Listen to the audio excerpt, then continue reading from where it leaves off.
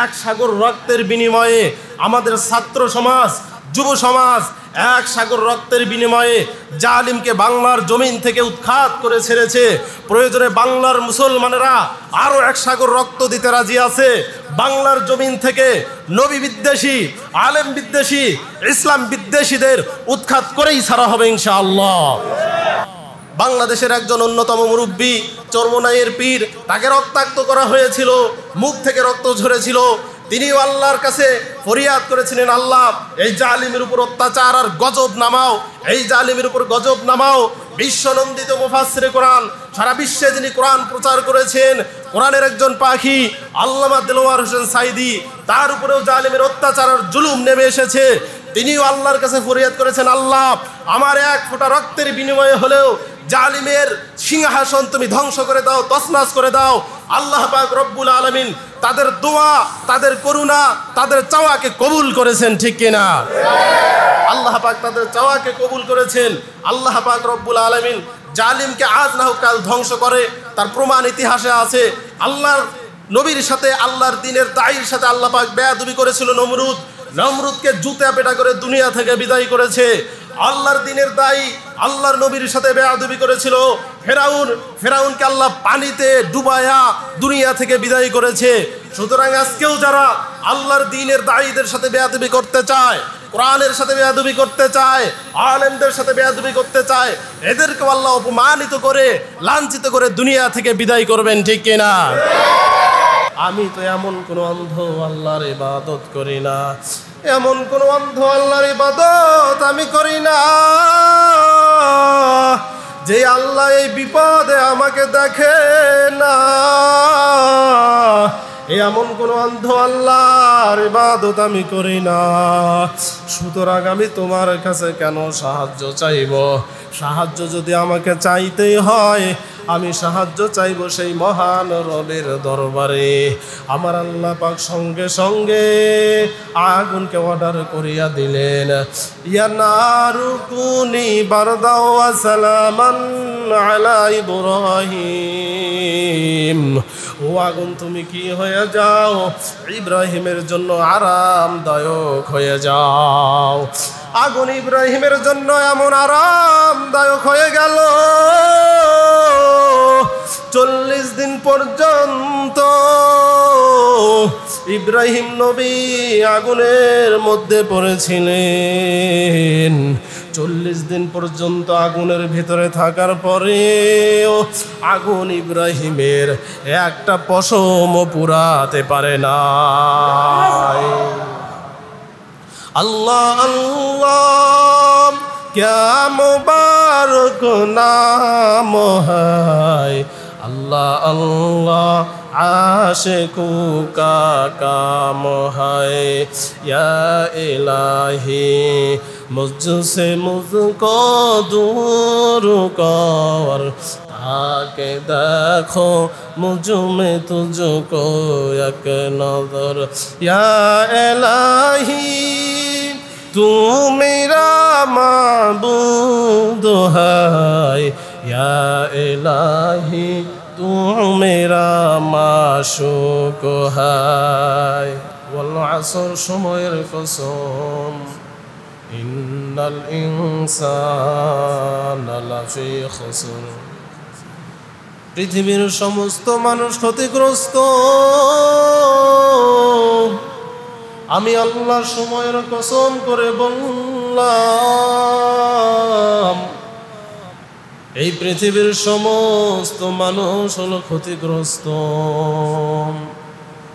আর ক্ষতিগ্রস্ত যারা দুনিয়াতে হবে, আল্লাহ পাক রব্বুল আলামিন কিয়ামতের ময়দানে ওই ব্যক্তিগুলোকে আল্লাহ জাহান্নামে নিক্ষেপ করবে।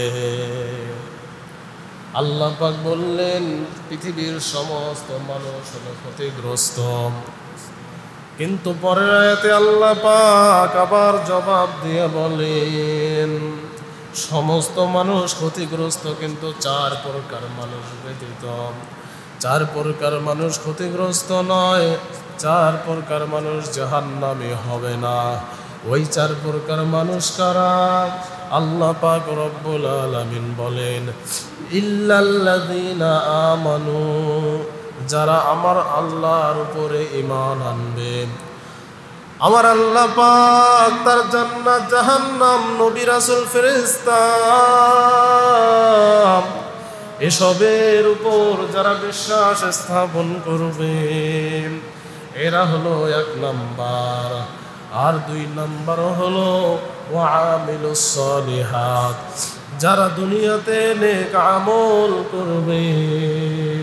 3 নাম্বার হলো ওয়াতাওয়াসাউ বিল হক, আর যারা সমাজে হকের দাওয়াত দিবে, হকের কথা যারা সমাজে বলবে, সমাজে হক যারা প্রতিষ্ঠিত করবে,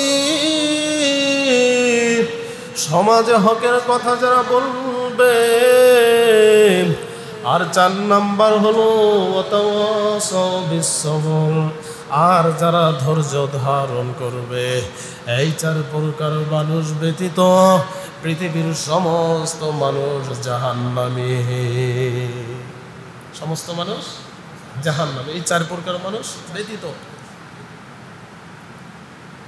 এখানে গুরুত্বপূর্ণ বিষয় হলো, আমার আল্লাহ ঈমানের কথা বললেন, কিন্তু তারপরে ধৈর্যের কথা আল্লাহ বললেন না। আবার আমার আল্লাহ নেক আমলের কথা বললেন, তারপরেও আল্লাহ ধৈর্যের কথা বললেন না। কিন্তু আল্লাহ যখন হকের কথা বললেন, যখন আল্লাহ ঘোষণা দিলেন সমাজে যারা হকের দাওয়াত দেবে, হক যারা প্রতিষ্ঠিত করতে চাইবে, এরপরে আল্লাহ পাক রব্বুল আলামিন ধৈর্যের কথা কেন বললেন? তার মানে আমার আল্লাহ বুঝাইতে চান, দুনিয়াতে ঈমান আনবা কোনো সমস্যা নাই, নেক আমল করবা, নামাজ পড়বা, রোজা করবা, হজ করবা, যাকাত দিবা, কোনো সমস্যা নাই। কিন্তু এসবের পর যখন সমাজে তুমি হক প্রতিষ্ঠিত করতে যাইবা, সমাজ যখন হকের দাওয়াত দিবা, তখন তোমার উপর জালিমের অত্যাচার নেমে আসবে, ঠিক না? তাকায়া দেখুন, বিশ্বনন্দিত মুফাসসিরে কোরআন আল্লামা দেলোয়ার হোসাইন সাঈদী ঈমান এনেছে, কোনো সমস্যা নাই, নামাজ পড়েছে, রোজা করেছে, কোনো সমস্যা নাই, হজ করেছে, যাকাত দিয়েছে, কোনো সমস্যা নাই। কিন্তু আল্লাহর জমিনে আল্লাহর দ্বীন যখন প্রতিষ্ঠিত করার কথা বলেছেন, তখনই তার উপর জালেমের অত্যাচার, নির্যাতন, তখনই তার উপর নেমে এসেছে। নেক আমল, নামাজ, রোজা যখন তিনি পড়েছেন, তখন কোনো সমস্যা হয় নাই। যখন আল্লাহর জমিনে আল্লাহর দ্বীন বাস্তবায়নের কথা যখন বলছেন, তখনই তার উপর জালিমের অত্যাচার নেমে এসেছে, ঠিক না? এই জন্য আল্লাহ পাক বলছেন, ওয়াতাওয়াসাউ বিল হক ওয়াতাওয়াসাউ বিস সবর। আগে কি করো? হকের দাওয়াত যখন দিবা, তখন তোমার উপর অত্যাচার, জুলুম নেমে আসবে। ইমামে আজম আবু হানিফা রাহমাতুল্লাহি আলাইহি, জালিম বাদশাহ মনসুর তাকে গ্রেফতার করে ফেললেন, জেলখানার মধ্যে বন্দী করা হলো। জালিম বাদশাহ মনসুর তাকে প্রস্তাব দিলেন, এরে ইমাম আবু হানিফা, গাড়ি চাইলে গাড়ি দেব, বাড়ি চাইলে বাড়ি দেব, সুন্দর নারী চাও নারী দেব, ধন সম্পদ যদি চাও দিয়ে দিব, কি চাও তুমি বলো, যা চাইবা তোমাকে দিয়ে দেব। কিন্তু আমি বাদশার কাছে তুমি মাথা নত করে দাও, আমি বাদশার আনুগত্য মেনে নাও, যা চাইবা তাই তোমাকে আমি দিয়ে দেব। আবু হানিফা রহমাতুল্লাহি আলাইহি বললেন, গাড়ি চাইলে গাড়ি দিবা, বাড়ি চাইলে বাড়ি আমাকে দিয়ে দিবেন, টাকা চাইলে টাকা দিবেন, নারী চাইলে নারী দিবেন। দুনিয়ার সব সম্পদ যদি আমাকে দিয়ে দাও, 1 মিনিটের জন্য আমি ইমাম আবু হানিফা 1 সেকেন্ডের জন্য জালিমের কাছে মাথা নত করব না। 1 সেকেন্ডের জন্য মাথা নত করব না। এই কথা শোনার পর জালিম বাদশাহ আরো রাগান্বিত হয়ে গেল। তার মাকে জেলখানায় ধরে আনা হলো। আবু হানিফার মায়ের সামনে আবু হানিফার উপর অত্যাচার শুরু হয়ে গেল। চাবুকের আঘাতে আবু হানিফার দেহ রক্তাক্ত হয়ে গেল। আবু হানিফার মাকে বলা হলো, রে আবু হানিফার মা, আপনার সন্তানকে বলেন বাদশাহ মনসুরের আনুগত্য যেন মেনে নেয়, বাদশাহ মনসুরের কাছে যেন মাথা নত করে দেয়, না হলে তোমার সন্তানকে আঘাত করতেই থাকা হবে। আবু হানিফার মায়ের সামনে আবু হানিফার গায়ে চাবুকের আঘাত, আবু হানিফার শরীর রক্তাক্ত হয়ে গেল। আবু হানিফার মা ডাক দিলেন, রে আবু হানিফা, জীবন যদি চলে যায় আল্লাহর রাস্তায় জীবন দিয়ে দাও, কিন্তু জীবন থাকতে জালিমের কাছে মাথা নত করবা না। লাকাদ জানাল বিলাদা ওয়া মান আলাইহা ইমামুল মুসলিমিন আবু হানিফা। বুধ ইমামে বাসফা আসরাজে উম্মতানে মুস্তফা। চিৎকার দিয়ে বলেন আল্লাহু আকবার। জোরে বলেন না আল্লাহু আকবার। দেখেন ইমান কত মজবুত, মায়েরও ইমান কেমন, কি বলছেন? জীবন যদি চলে যায় যাক, কিন্তু জালিমের কাছে মাথা নত করা যাবে না। আল্লাহ পাকের দিনের দায়ীগণ এভাবে যুগে যুগে অত্যাচারিত হয়েছে, নির্যাতিত হয়েছে, কিন্তু কোনো জালিমের কাছে মাথা নত করে নাই। সুবহানাল্লাহ, কথা বলতে হবে। তাকায়া দেখেন আল্লাহর নবী ইব্রাহিম আলাইহিস সালাম আল্লাহর একাত্মবাদের দাওয়াত দেওয়া শুরু করে দিলেন। নমরুদ তাকে গ্রেফতার করে নিয়ে আসলেন। ও ইব্রাহিম, কোন আল্লাহর দাওয়াত তুমি দাও? আমি তো আল্লাহ, আমাকে আল্লাহ হিসাবে মেনে নাও। ইব্রাহিম আলাইহিস সালাম জবাব দিয়ে বলেন, আমি এমন এক আল্লাহর ইবাদত করি, রব্বিয়াল্লাযী ইউহয়ী ওয়া ইউমীত, যে আল্লাহ জীবন দিতেও পারে নিতেও পারে, ওই আল্লাহর ইবাদত আমি করি।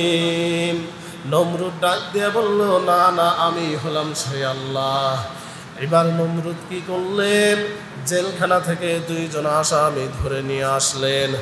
আসার পর একজন আসামিকে তরবারি দিয়ে হত্যা করে ফেললেন, আর একজন আসামিকে মুক্তি দিয়ে দিলেন।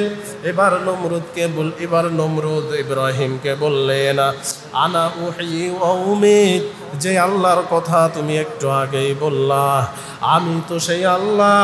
দেখো তোমার সামনে আমি একজনকে হত্যা করে ফেললাম, আর একজনকে আমি মুক্তি দিয়ে দিলাম, জীবন দান করলাম। এবার তুমি আমাকে আল্লাহ হিসাবে মেনে নাও, কারণ আমি জীবন দিতেও পারি নিতেও পারি।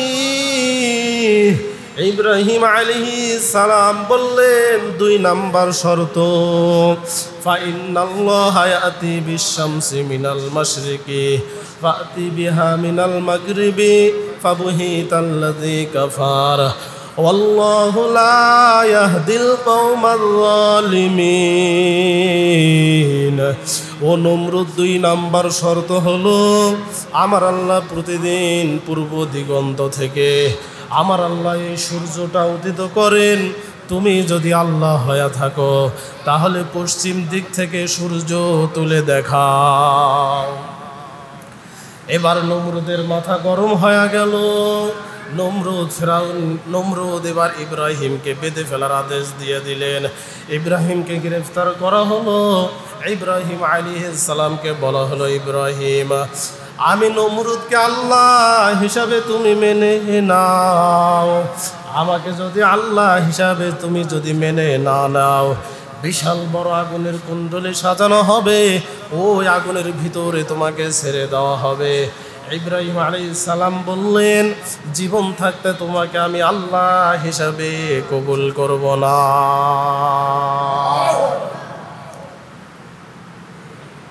বিশাল বড় আগুনের কুণ্ডলী সাজানো হলো। এবার নমরুদ ইব্রাহিম আলাইহিস সালামকে ওই আগুনের মধ্যে ফেলে দিলেন। জিবরাইল আমিন ছুটে আসলেন আসমান থেকে। ইব্রাহিম আলাইহিস সালামকে বললেন, ও আল্লাহর নবী ইব্রাহিম, এই আগুনের মধ্যে পড়ে গিয়েছ, আমি জিবরাইলকে একটা বার তুমি হুকুম দাও, আমাকে একটা বার পারমিশন দাও, আমার পাখার আঘাতে শুধু এই আগুনের কুণ্ডলী নয়, নমরুদের রাজপ্রাসাদ আমি ধ্বংস করিয়া ফেলব। ইব্রাহিম আলাইহিস সালাম বললেন, আমি তো এমন কোনো অন্ধ আল্লাহর ইবাদত করি না, এমন কোনো অন্ধ আল্লাহর ইবাদত আমি করি না যে আল্লাহ এই বিপদে আমাকে দেখে না, এমন কোন অন্ধ আল্লাহর ইবাদত আমি করি না। সুতরাং আমি তোমার কাছে কেন সাহায্য চাইব? সাহায্য যদি আমাকে চাইতেই হয়, আমি সাহায্য চাইব সেই মহান রবের দরবারে।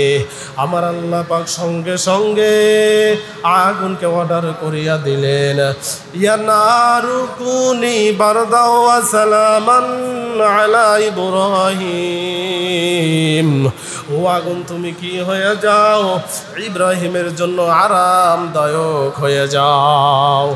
আগুন ইব্রাহিমের জন্য এমন আরামদায়ক হয়ে গেল, 40 দিন পর্যন্ত ইব্রাহিম নবী আগুনের মধ্যে পড়েছিলেন। 40 দিন পর্যন্ত আগুনের ভিতরে থাকার পরেও আগুন ইব্রাহিমের একটা পশম পুরাতে পারে না।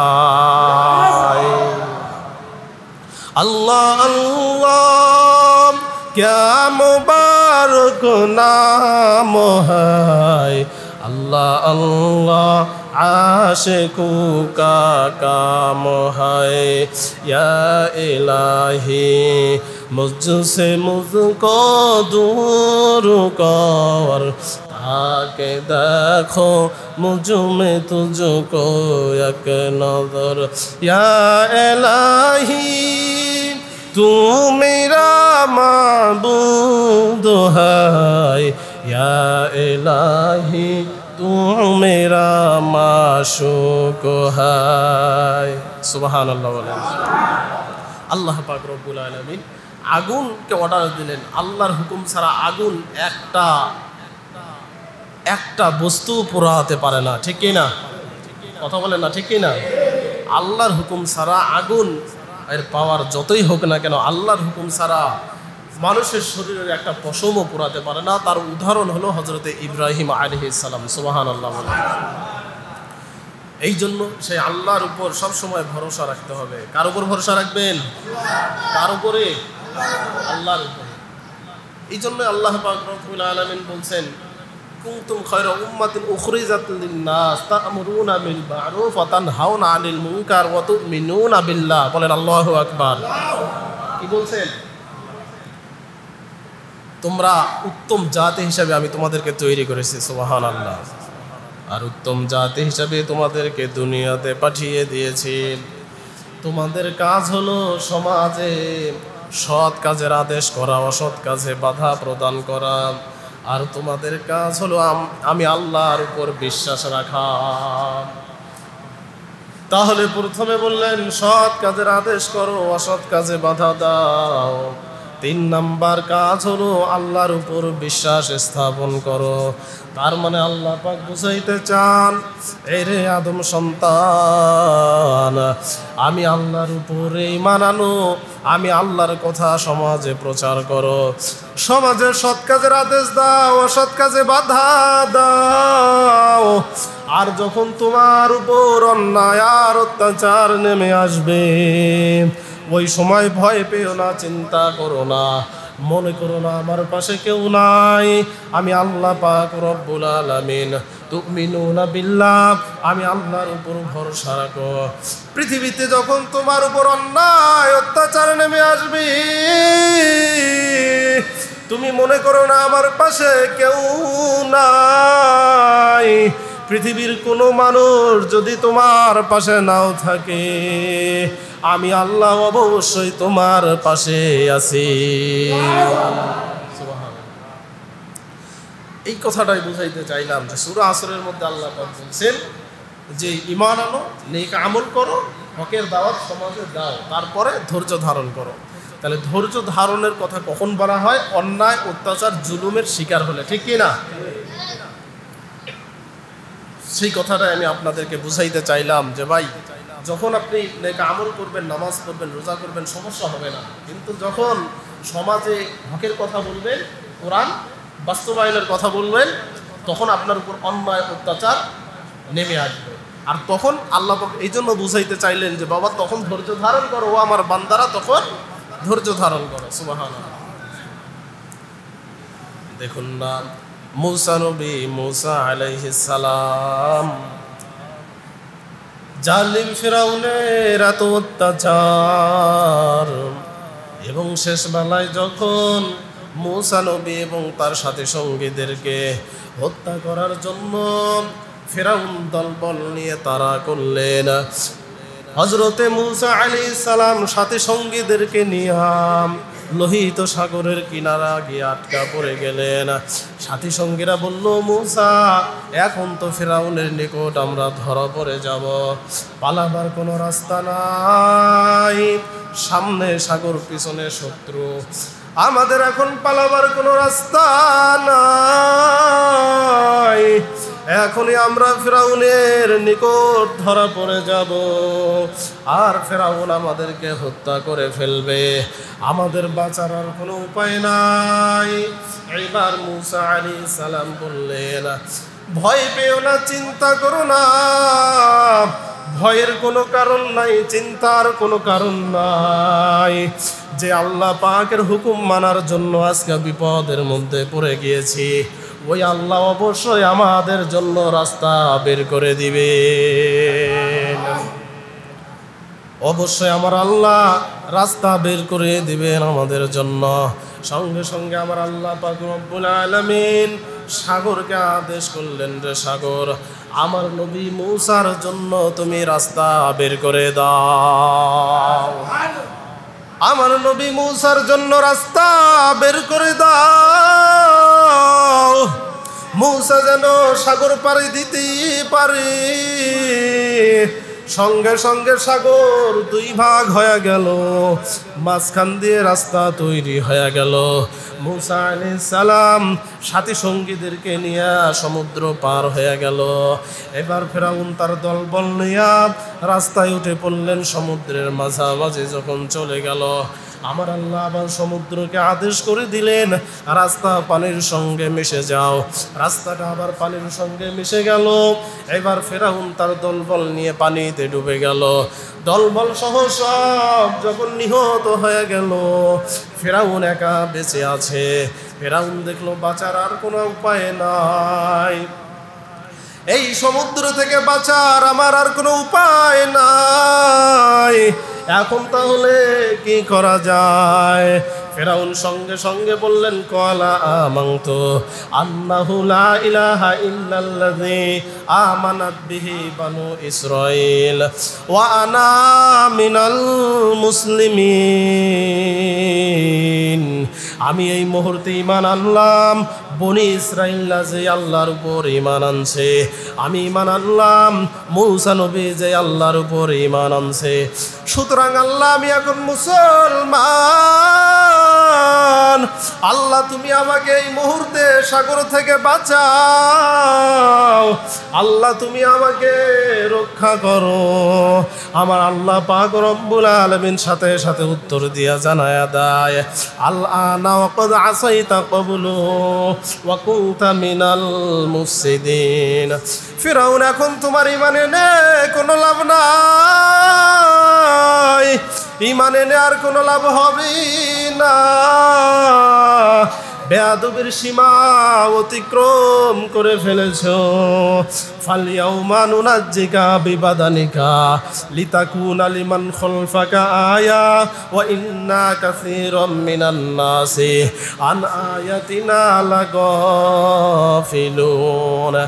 ঈমান এনে এখন আর কোনো লাভ হবে না, বেয়াদবির সীমা পার করে ফেলেছো। আমি আল্লাহ তোমাকে মেরে তোমার লাশটা আমি কিয়ামত পর্যন্ত শুটকি বানিয়ে রাখবো, যাতে করে ফিরাউন তোর যত অনুসারী দুনিয়াতে আসবে, যারা মুমিন নারী আর পুরুষের উপরে অত্যাচার করবে, নির্যাতন করবে, অন্যায়ভাবে জেলখানায় বন্দি করে রাখবে, যেই জালিমগুলো অন্যায়ভাবে মানুষকে আয়না ঘরে বন্দি করে রাখবে, এইরকম তোর যারা অনুসারী কিয়ামত পর্যন্ত আসবে, তারা যেন তোকে দেখে শিক্ষা গ্রহণ করতে পারে। এই জন্য আমি আল্লাহ তোকে মেরে শুটকি বানায় রাখবো। রাখছে কিনা? রাখছে কিনা?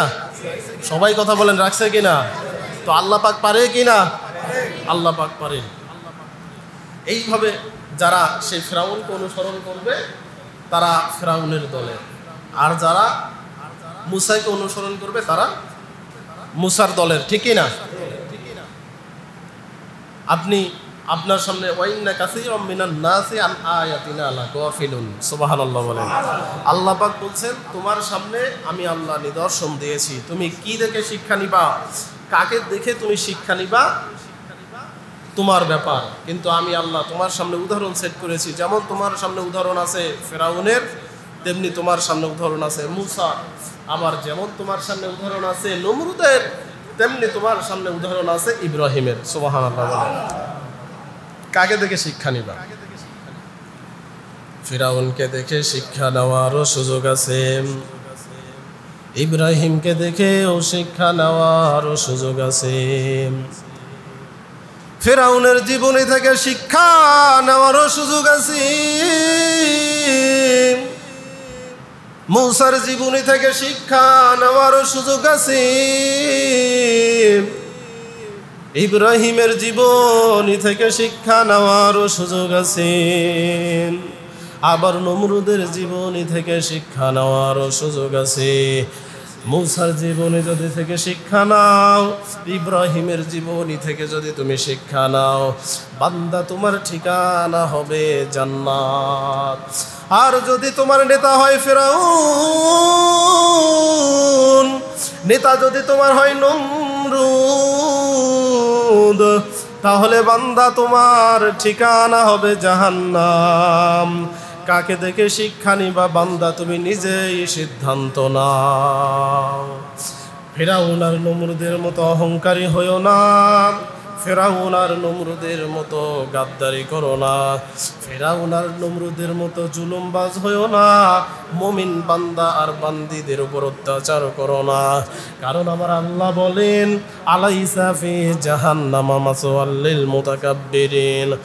বান্দা দুনিয়াতে তুমি অহংকারী হইও না, দুনিয়াতে অহংকার করো না।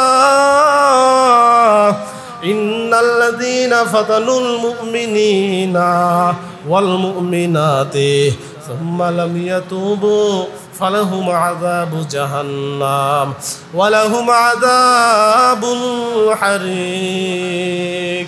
বান্দা তুমি অহংকারীতে ক্ষমতা পাইয়া মুমিন নারী আর পুরুষের উপরে অত্যাচার করো না।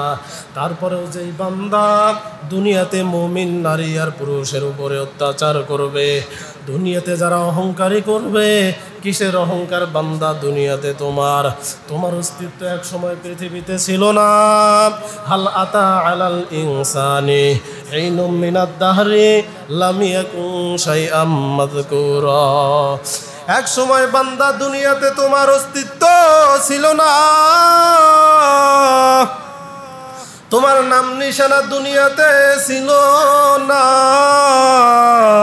আমি আল্লাহ এক ফোঁটা নাপাক পানির মাধ্যমে আমি আল্লাহ এই পৃথিবীতে তোমার অস্তিত্বের জানান দিয়েছিলাম। আবার এমন একটা দিন আসবে সুম্মা ইন্নাকুম বাদা যালিকা লামাইয়িতুন, আবার এমন একটা দিন দুনিয়াতে আসবে তোমার অস্তিত্ব পৃথিবীতে থাকবে না। সুতরাং আলাইসা ফি জাহান্নামা মাসওয়াল লিল মুতাকাব্বিরিন, সুতরাং বান্দা তুমি দুনিয়াতে অহংকারী হইও না। তারপরেও যারা দুনিয়াতে অহংকারী হবে, দুনিয়াতে মুমিন নারী আর পুরুষের উপরে যারা জুলুম করবে, অত্যাচার করবে, আমার আল্লাহ পাক রব্বুল আলামিন কিয়ামতের ময়দানে আমার আল্লাহ বলবেন ওয়াসিকাল্লাযীনা কাফারু ইলা জাহান্নামা যুমারা। আল্লাহ ফেরেশতাদের আদেশ করবেন, রে আমার ফেরেশতারা এই অহংকারীগুলো আর জালিমগুলোকে শিকল দিয়ে বেঁধে ফেল, এগুলোকে হাঁকিয়ে তোরা জাহান্নামের দিকে নিয়ে যা। ফেরেশতারা যখন এই অহংকারীগুলোকে আর জালিমগুলোকে গ্রেফতার করিয়া ফেলবে, এইগুলো তখন আফসোস করে বলবে রব্বুল আলামিন, ও আল্লাহ এই ভয়াবহ ময়দানে, এই কিয়ামতের ময়দানে আল্লাহ তুমি ছাড়া এখন আমাদের কেউ নাই, আমাদের বাঁচানোর মতো কোনো মালিক নাই, আল্লাহ তুমি আমাদেরকে বাঁচাও। আমার আল্লাহ পাক বলবে বেয়াদবির সীমা অতিক্রম করেছো, দুনিয়াতে আমার হুকুম মানো নাই, দুনিয়াতে অহংকার প্রদর্শন করেছিলা, দুনিয়াতে মানুষের উপর অত্যাচার করেছো, ক্ষমতা পাইয়া মানুষের উপর জুলুম করেছো, সুতরাং আজ আর কোনো মাফ তোমাদের নাই। ফেরেশতারা যখন হাঁকিয়ে জাহান্নামের দিকে নিয়ে যাবে, এই অহংকারীগুলো আর জালিমগুলো তখন আমার আল্লাহর দরবারে আফসোস করবেন, আফসোস করিয়া বলতে থাকবেন ওয়াকুলুল কাফিরু ইয়া লাইতানি কুনতু তুরাবা,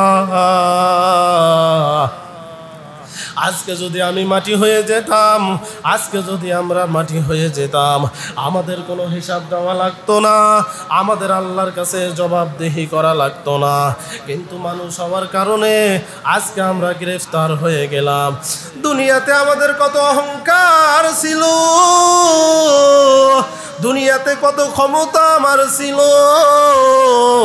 মা গনা আন্নি মালিয়া হালাকা আন্নি সুলতানিয়া, আজ আমার ওই সম্পদ আর ক্ষমতা কিয়ামতের ময়দানে কোনো কাজে আমার লাগলো না। কিন্তু সুতরাং দুনিয়ার ধন সম্পদ আর ক্ষমতা,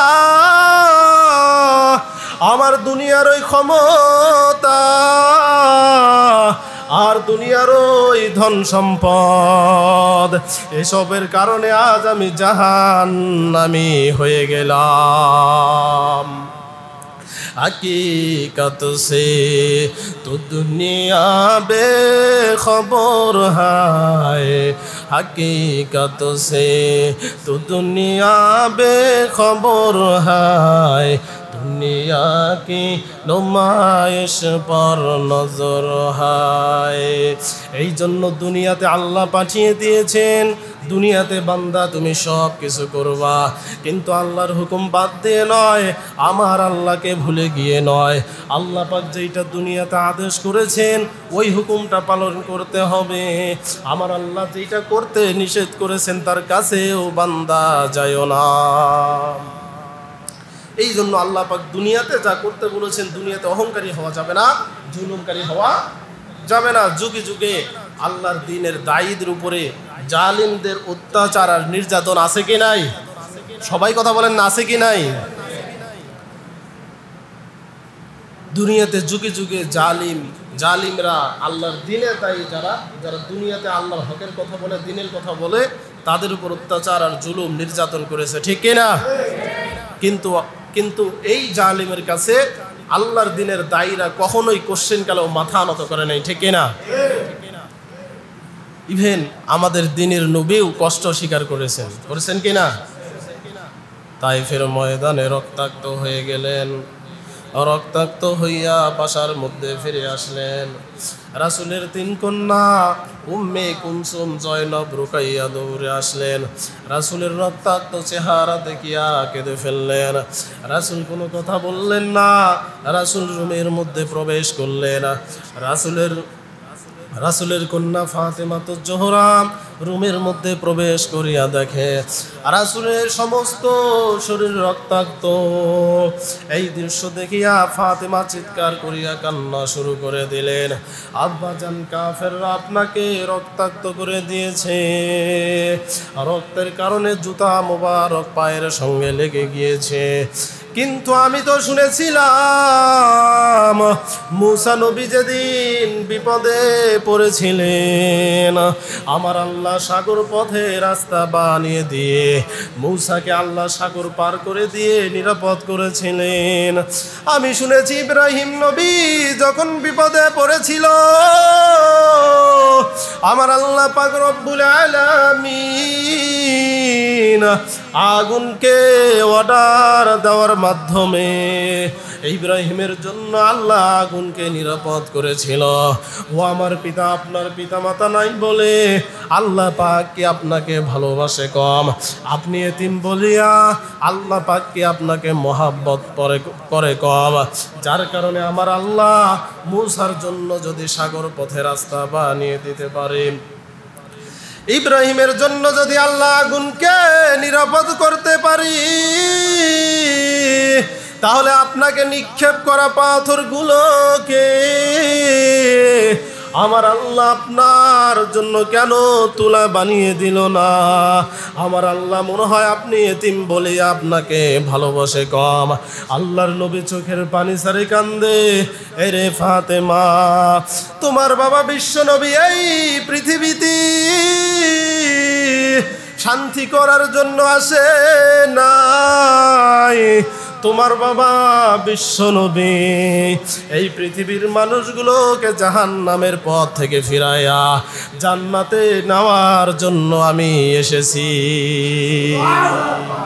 সুবহানাল্লাহ। সুতরাং তার উপরেও অত্যাচার আর নির্যাতন নেমে এসেছে। সুতরাং আজকে সেই নবীকে কটূক্তি যারা করে, নবী বিদ্বেষী, নবীকে যারা গালি দেয়, ইসলামকে যারা গালি দেয়, নবী বিদ্বেষী যারা বাংলাদেশে, ইসলাম বিদ্বেষী যারা আছে, এক সাগর রক্তের বিনিময়ে আমাদের ছাত্র সমাজ, যুব সমাজ এক সাগর রক্তের বিনিময়ে জালিমকে বাংলার জমিন থেকে উৎখাত করে ছেড়েছে। প্রয়োজনে বাংলার মুসলমানেরা আরও এক সাগর রক্ত দিতে রাজি আছে। বাংলার জমিন থেকে নবী বিদ্বেষী, আলেম বিদ্বেষী, ইসলাম বিদ্বেষীদের উৎখাত করেই ছাড়া হবে ইনশাআল্লাহ। যারা নবী বিদ্বেষী, আলেম বিদ্বেষী, সাবধান হয়ে যাও। যা করেছে এতদিন আর সুযোগ নাই। আমরা বাংলাদেশের বর্তমান সরকার তার কাছে অনুরোধ করব, এই বাবাকে গালি দিলে তার জন্য যদি শাস্তির ব্যবস্থা থাকে, যাকে আল্লাহ পৃথিবীতে না পাঠাইলে দুনিয়ার কুল কায়নাত কিছুই সৃষ্টি হতো না, সেই বিশ্ব নবীকে যারা গালি দেয় তার জন্য কেন শাস্তির ব্যবস্থা থাকবে না? কেন থাকবে না? এই জন্য মুসলমান ভাইরা সাবধান হয়ে যান। আপনারা সুযোগ আসছে, সুযোগ আল্লাহ সবসময় দেয় না, সুযোগ আসছে, সবাই এক কাতারে এসে দাঁড়িয়ে যান। জালিমের অনুসারী যারা হবে আল্লাহ পাক কিয়ামতের ময়দানে জালিমের কাতারেই তাদেরকে তুলবেন, ঠিক কিনা? দুনিয়াতে যারা জালিমদের পথে রওনা দিবেন, জালিমের কথা শুনবে, তোমার নেতা যদি হয় জালিম, তোমার নেতা যদি হয় অন্যায়কারী, অত্যাচারী, কিয়ামতের দিন ওই নেতার সাথেই কিয়ামতে তোমাকে তোলা হবে, ঠিক কিনা? সুতরাং যেই দল কোরআনের কথা বলে, যেই দল রাসূলের কথা বলে, যেই দল নামাজের কথা বলে, ওই দলে যুক্ত হন, ওই জালিম বিদ্বেষীদের কাতার থেকে সরে আসুন, ঠিক কিনা? সময় আছে, সুযোগ আছে। আল্লাহ পাক বলছেন, ওয়াতাসিমু বিহাবলিল্লাহি জামিআ ওয়ালা তাফাররাকু, তোমরা সবাই একত্রিত হয়ে আল্লাহর দ্বীনকে আঁকড়ায় ধরো। বলি সুবহানাল্লাহ। আঁকড়ায় ধরো, সুযোগ আসছে, সময় আসছে, এক কাতারে এসে দাঁড়িয়ে যান। যত বাংলাদেশ যারা ইসলামের কথা বলে তারা আমাদের বন্ধু, আর যারা ইসলাম বিদ্বেষী, রাসূল বিদ্বেষী, ওরা আমাদের শত্রু, ঠিক না? এই জিনিসটা মাথায় রাখেন, সুযোগ সবসময় আসে না। আজকে আমাদের বাংলাদেশের যে অবস্থা, আমরা যদি এখনো আমাদের ভিতরে যদি ঐক্য না থাকে, আমরা যদি এই যে দলে দলে বিভক্ত হয়ে থাকি, তাহলে আল্লাহ না করুক ওই আফগানিস্তানের মতো পরিণতি হয়তো আমাদের ভোগ করা লাগতে পারে। আফগানিস্তানে ঐক্য না থাকার কারণে, ইসলামী দলগুলোর মধ্যে মুসলমানদের ভিতরে ঐক্য না থাকার কারণে রাশিয়া দ্বারা আক্রান্ত হয়েছে, আমেরিকা দ্বারা আক্রান্ত হয়েছে, কিন্তু তারপরেও আল্লাহ রহমত করেছেন, কারণ তাদের ভিতরে তারা আবার ঐক্য ফিরিয়ে নিয়ে আসছে, যার কারণে আল্লাহ রহমত করেছিল, আমেরিকাকে তাড়িয়েছে, রাশিয়াকেও লাথি মেরে তাড়িয়ে দিয়েছে। আল্লাহ তাদের উপর রহমত করেছে, এখন শান্তির সুবাতাস বইছে। কিন্তু আমাদের ভিতরে অনৈক্যের কারণে, ভেদাভেদ থাকার কারণে, আল্লাহ না করে কোনো বিদেশি শক্তি দ্বারা যদি আমরা আক্রান্ত হই, আমাদের পালাবার কোনো রাস্তা নাই, ঠিক কিনা? আর আমাদের পালাবার কোনো রাস্তা নাই, পালাবার আমাদের কোনো পথ নাই। সেই সময় আসার আগেই আমরা ইসলামী দলগুলো যারা আছেন, যারা ইসলামের কথা বলেন, কোরআন বাস্তবায়নের কথা বলেন, আল্লাহর জমিনে আল্লাহর দিন বাস্তবায়নের কথা বলেন, যারাই বলেন, সবাই এক কাতারে এসে দাঁড়িয়ে আল্লাহর জমিনে আল্লাহর দিনকে বাস্তবায়নের চেষ্টা করুন, ঠিক কিনা?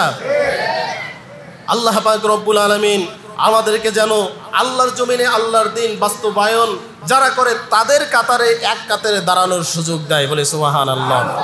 কারণ আল্লাহ পাক রব্বুল আলামিন তিনি জালিম যারা হয়, অন্যায়কারী যারা হয়, অত্যাচারী যারা হয়, আজ না হোক কাল, কাল না হোক পরশু, তাদের পতন জমিনেই ঘটান, ঠিক কিনা? ঠিক কিনা? বাংলাদেশের একজন অন্যতম মুরব্বী চরমনাইয়ের পীর, তাকে রক্তাক্ত করা হয়েছিল, মুখ থেকে রক্ত ঝরেছিল। তিনিও আল্লাহর কাছে ফরিয়াদ করেছিলেন, আল্লাহ এই জালিমের উপর অত্যাচার আর গজব নামাও, এই জালিমের উপর গজব নামাও। বিশ্বনন্দিত মুফাসসিরে কোরআন, সারা বিশ্বে যিনি কোরআন প্রচার করেছেন, কোরআনের একজন পাখি আল্লামা দেলোয়ার হোসেন সাইদি, তার উপরেও জালিমের অত্যাচার আর জুলুম নেমে এসেছে। তিনিও আল্লাহর কাছে ফরিয়াদ করেছেন, আল্লাহ আমার এক ফোঁটা রক্তের বিনিময়ে হলেও জালিমের সিংহাসন তুমি ধ্বংস করে দাও, তছনছ করে দাও। আল্লাহ পাক রব্বুল আলামিন তাদের দোয়া, তাদের করুণা, তাদের চাওয়াকে কবুল করেছেন, ঠিক কিনা? আল্লাহ পাক তাদের চাওয়াকে কবুল করেছেন। আল্লাহ পাক রব্বুল আলামিন জালিমকে আজ না হোক কাল ধ্বংস করে, তার প্রমাণ ইতিহাসে আছে। আল্লাহর নবীর সাথে, আল্লাহর দ্বীনের দায়ীর সাথে আল্লাহ পাক বেয়াদবি করেছিল নমরুদকে জুতা পেটা করে দুনিয়া থেকে বিদায় করেছে।